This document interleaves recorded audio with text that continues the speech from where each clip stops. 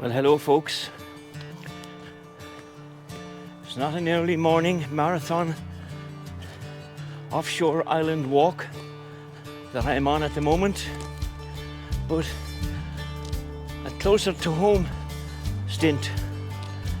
Very busy for the past 3 to 4 days at home. Lots of things to do. Weather was kind, so I needed to get stuck in. I had to forego a great big island hop and walk. But now, a week or so later than I anticipated in doing that island hop, it'll start, I think, next Tuesday, all being well. Between gardens and lawns, and I was building a pergola and we were putting in fibre optic and associated problems with the CCTV and solar panels in an electronic basis. We got it all sorted, so it's been 3 or 4 days of hectic activity in the home front. But it's all done, so at last we can get work done in a rather swift fashion. Fibre optic is super duper. So that's done.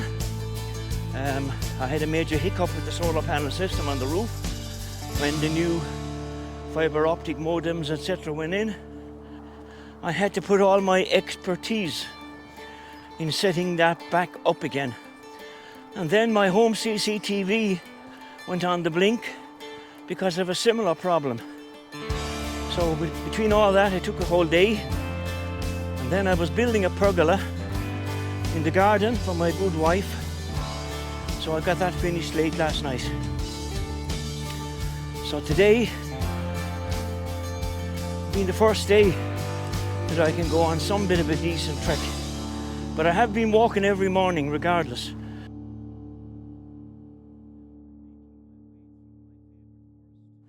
Such a really nice day. A day that I would obviously prefer to be out on an island, but that will await until next Tuesday morning. And then we'll get up at the crack of dawn and head to a pier to take a small boat to another island.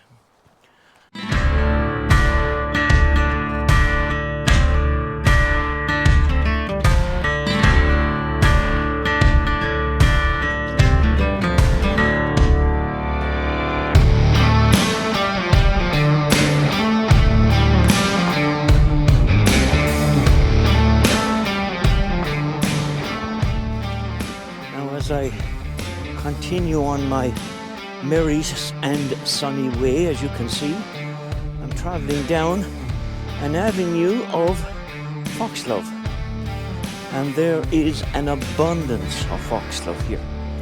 And it's a bit late in the season and they're beginning to lose their petals, but as you can see, left and right of your picture, many in bloom foxglove. Many bumblebees and flies, etc. in and out of the petals. Now folks, we're into July. We're gone beyond the longest day in the Northern Hemisphere, the 21st of June.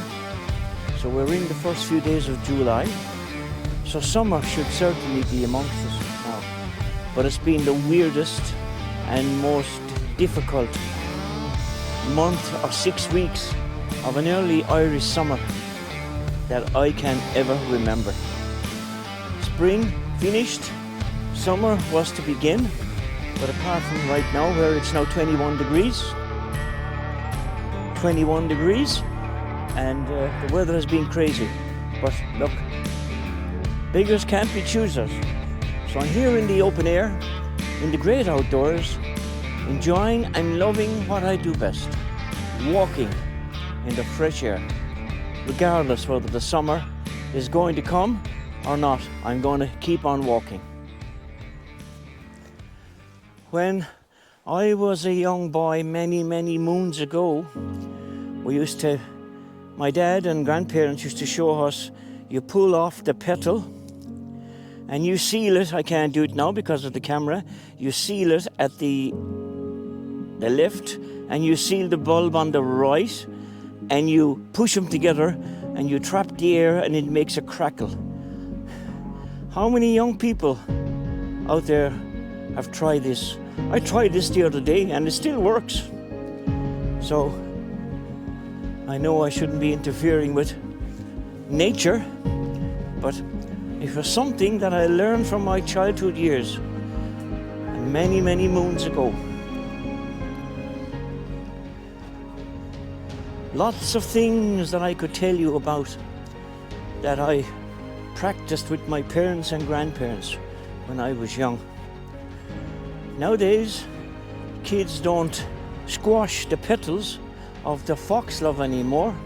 They squash their finger on the keypad of the iPhone and the iPad.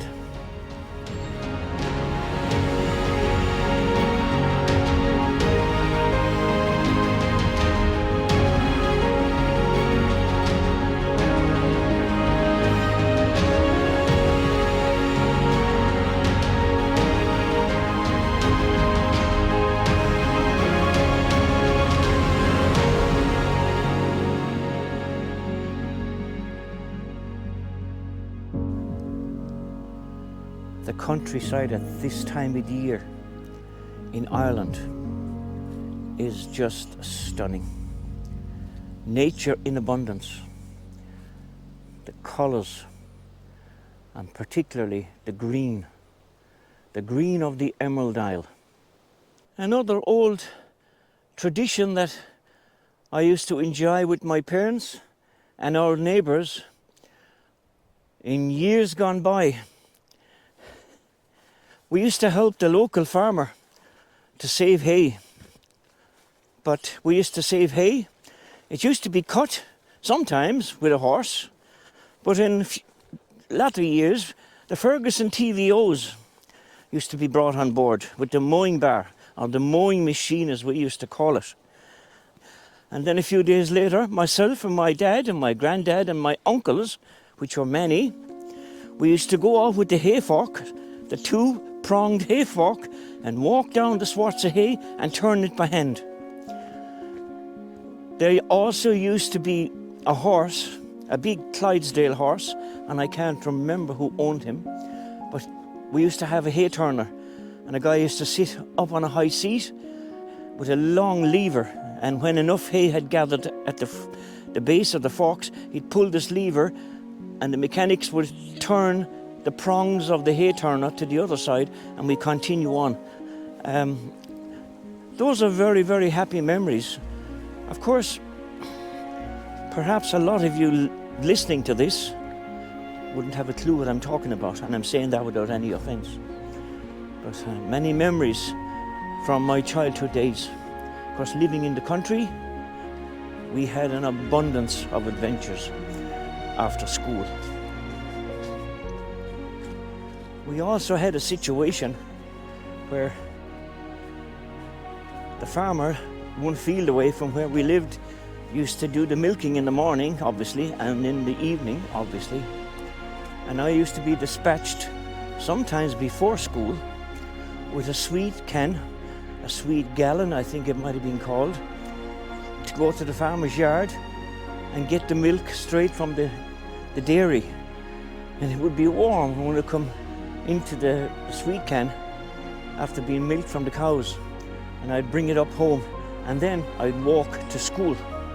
I'd walk to school 2 miles, meet up with my friends from the nearest village, and we'd walk on to school.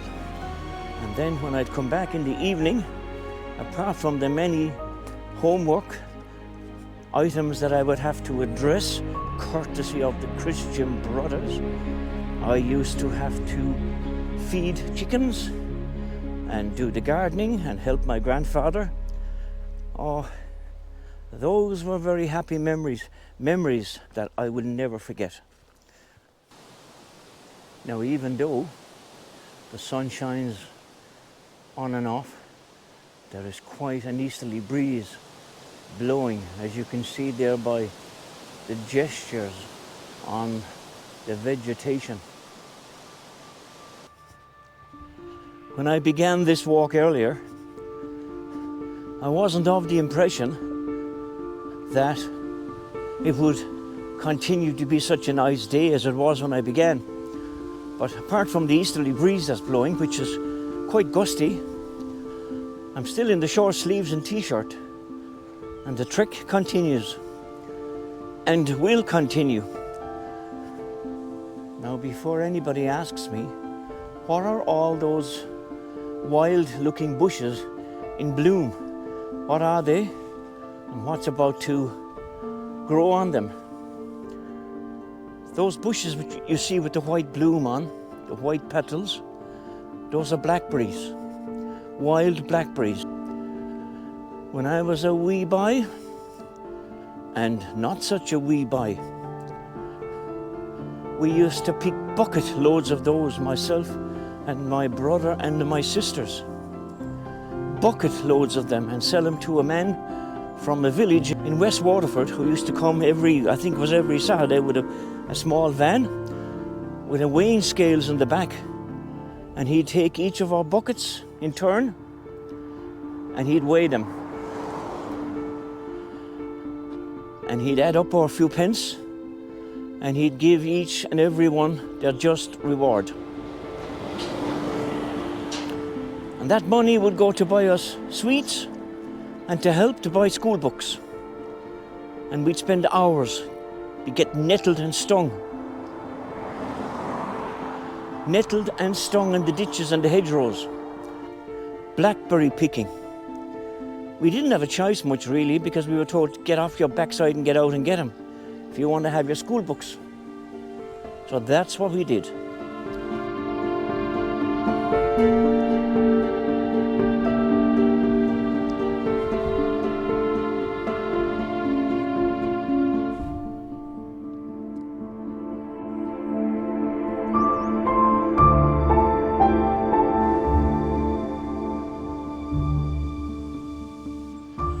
I've left familiar territory and I'm in another wood, and equally it's gorgeous. Sun flickering through the canopy, creating all kinds of wild and wonderful images on the floor as I walk over it. Now, back in those early days when I was a young strapper going to school in the local town, even at tender age, I had a great group of friends. We stuck together, played together, and we were very enterprising. We used to do work for farmers, picking the potatoes, thinning the carrots, picking the gooseberries, picking the blackberries for ourselves. Probably consumed as much as we sold, but nevertheless our hearts were in the project as our mouths were. But those were blissful days. Spent most of my young life in the great outdoors with my family. I'm still in the great outdoors, and I'm sure, convinced and persuaded that all that fresh air has been my saviour. I'm still here and able to talk to you, yeah? So that's health you cannot buy. But as I gain elevation here now, that easterly breeze is more prominent. But maintaining my pace of 6.2 kilometers an hour, I'm overriding the effects of the easterly breeze. So once again I find myself on roads less travelled, having traversed through two great big woods. These roads now are deserted. And again, it's the way I love my walking. When you walk, in peace and quietness and amongst nature like this. This is the medication and the therapy that I'm sure you're rather tired of listening to me being on about. But it's the truth.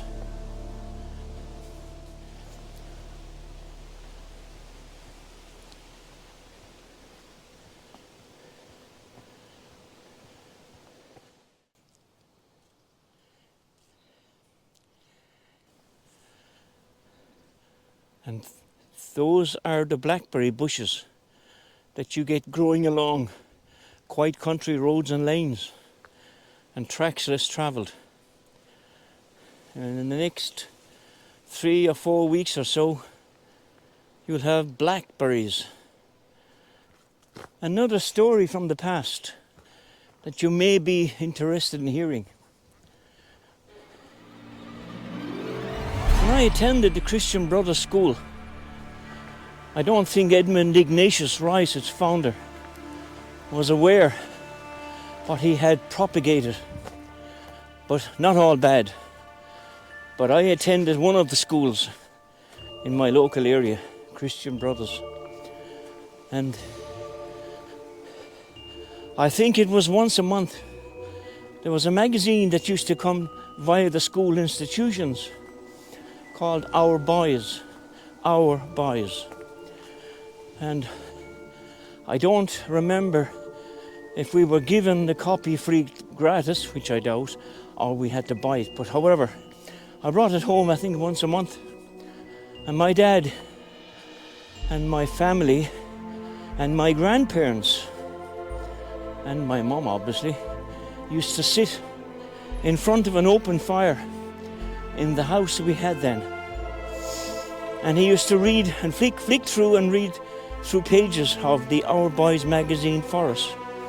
The light used to be turned off, so the only light in the room was the reflection from a flickering flame from a big fire. But in one part of that magazine, the Our Boys, there used to be a feature called Kitty the Hare. Kitty the Hare. Now, it was a ghost story. It was very entertaining for us as wee kids.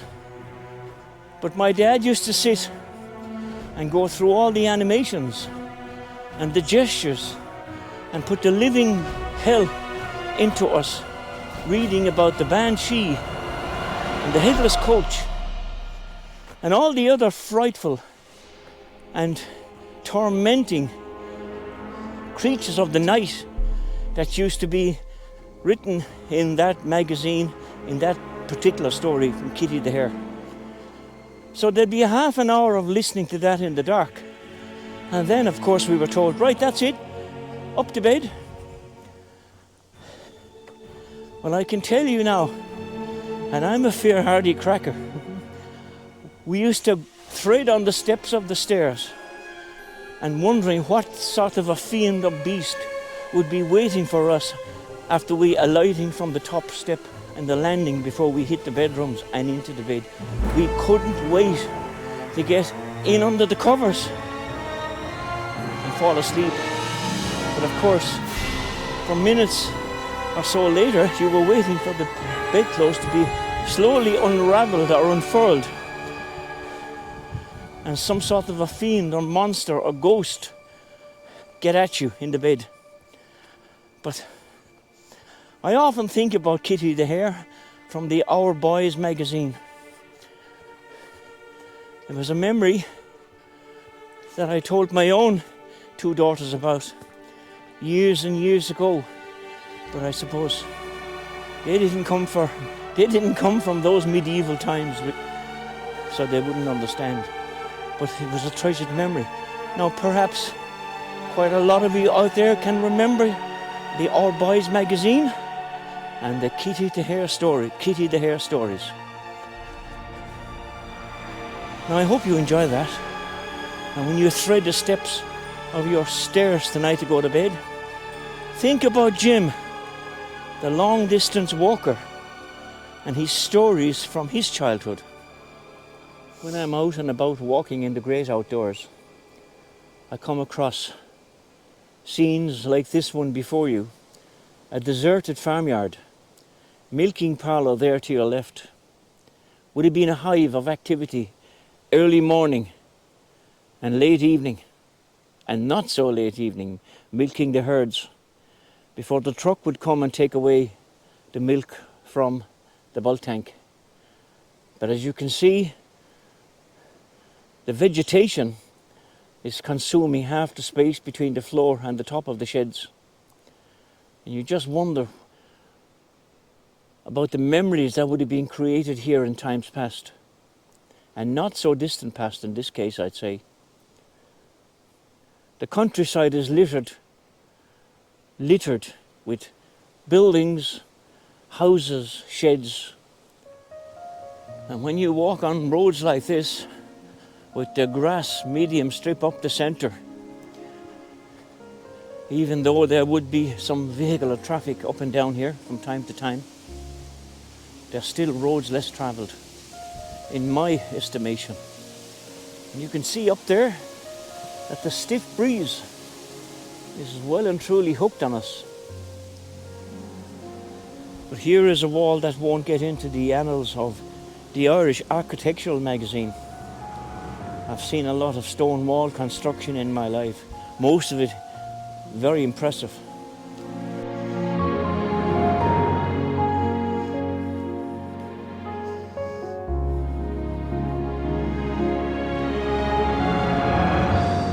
You know, I wonder, folks, when I tell you stories from my past, pertaining to the antics and the adventures that I got up to as a wee boy, I'm just wondering, do the young people, are the young people missing out on things in life like we enjoyed when we were young many years ago?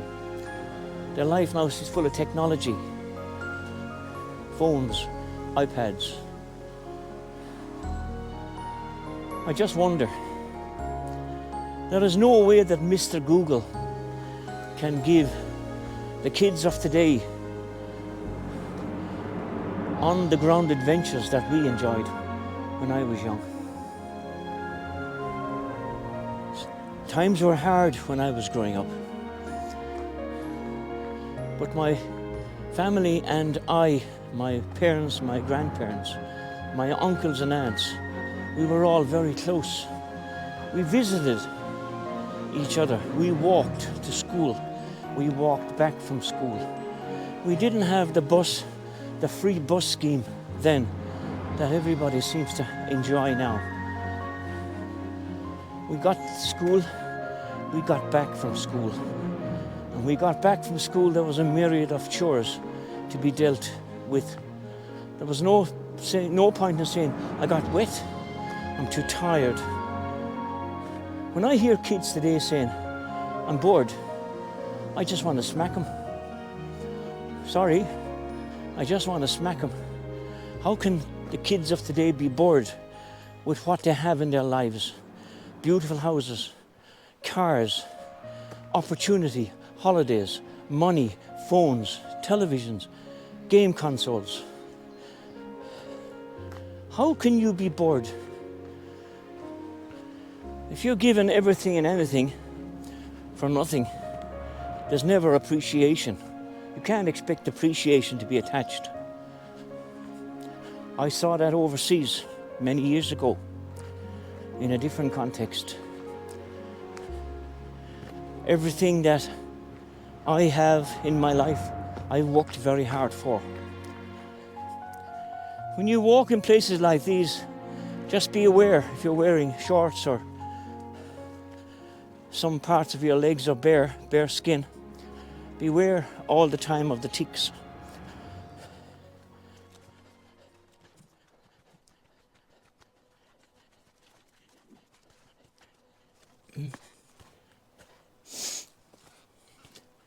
It's all part of the day's trek. Whatever terrain present, and you're so far from home, which I am right now, a long ways from home, you have to maintain the progress. Judging by the amount of floral display on the yet to ripen blackberry bushes, one would think there's going to be a bumper crop of blackberries this year. I'm not a botanist, so I don't know. I'm just going on the profusion of petal power on the blackberry bushes as of today. Whether there's an abundant crop or not, we just have to wait and see. Now, I'm pointing the camera there at a stand of large trees which is completely rusted over. In fact, I think they're all dead. This is also the disease that I referred to some months ago in a post. It's a nationwide devastation of the larch forests in Ireland. It's an airborne organism which has come in and devastated all the larch trees. And you can see there the rusted, brittle, awful, brown, dead looking vegetation. All you've got left is withered branches and a stump.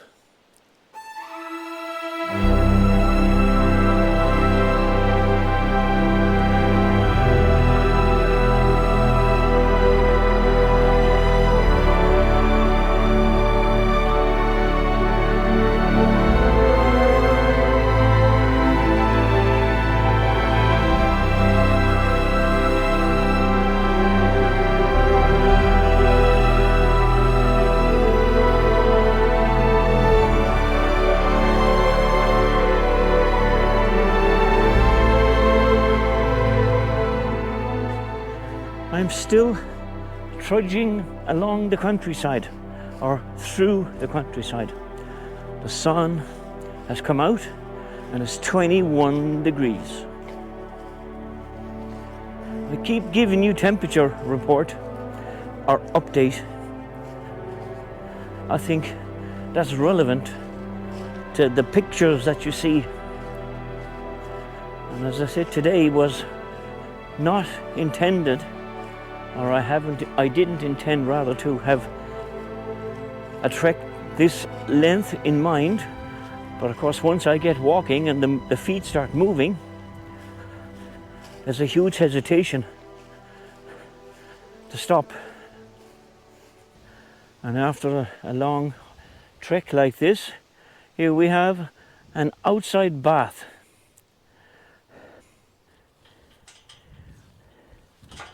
I suppose you could say this is an Irish invention. And then likewise on this side, an Irish invention.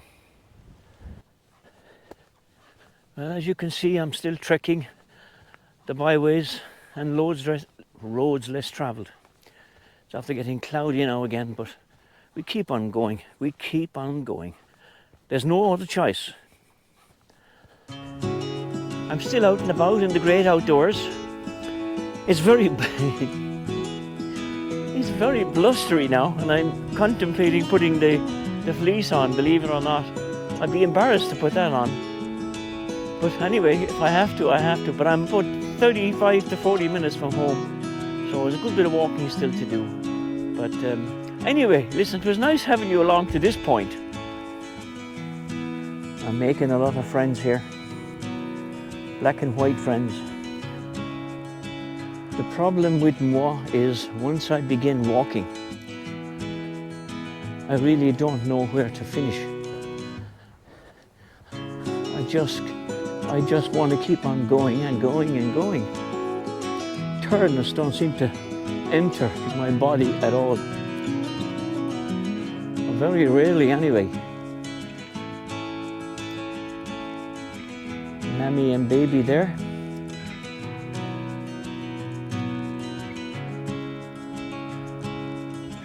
Content in their own little world.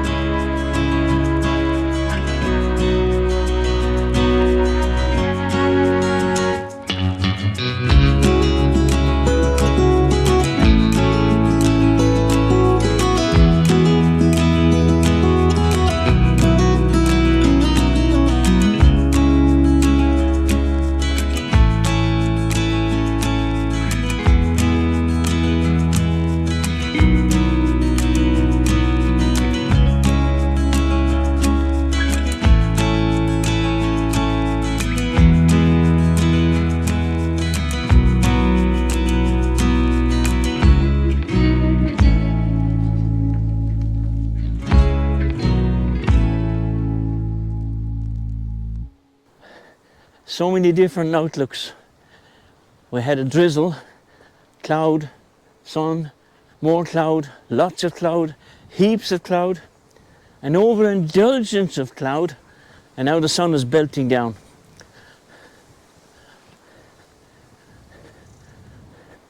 But have you noticed that the clobber hasn't been put on?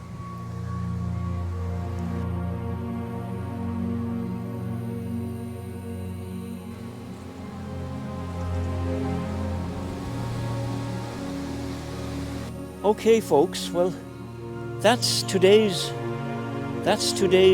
trek in the great outdoors. Huge trek coming on a big island on Tuesday.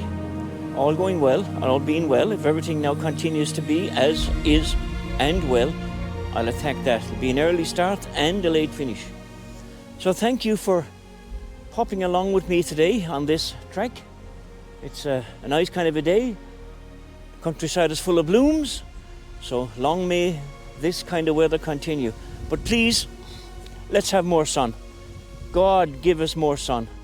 People are going overseas in their droves, even with an Aer Lingus strike, to get away and get some sun. We need more sun in the Emerald Isle. Kate and I will be heading off to a far distant land shortly for a holiday. So I'll let you know as that comes closer. So my dear friends, have a good day today. Thank you for tagging along with me. It's been a joy. Again, I did all the walking, all the talking, while you did all the looking, enjoying or cringing or whatever it is that you do back there behind that camera. But whatever you do, I appreciate it. Okay, folks, have a good day. Take care. God bless you all. Bye-bye.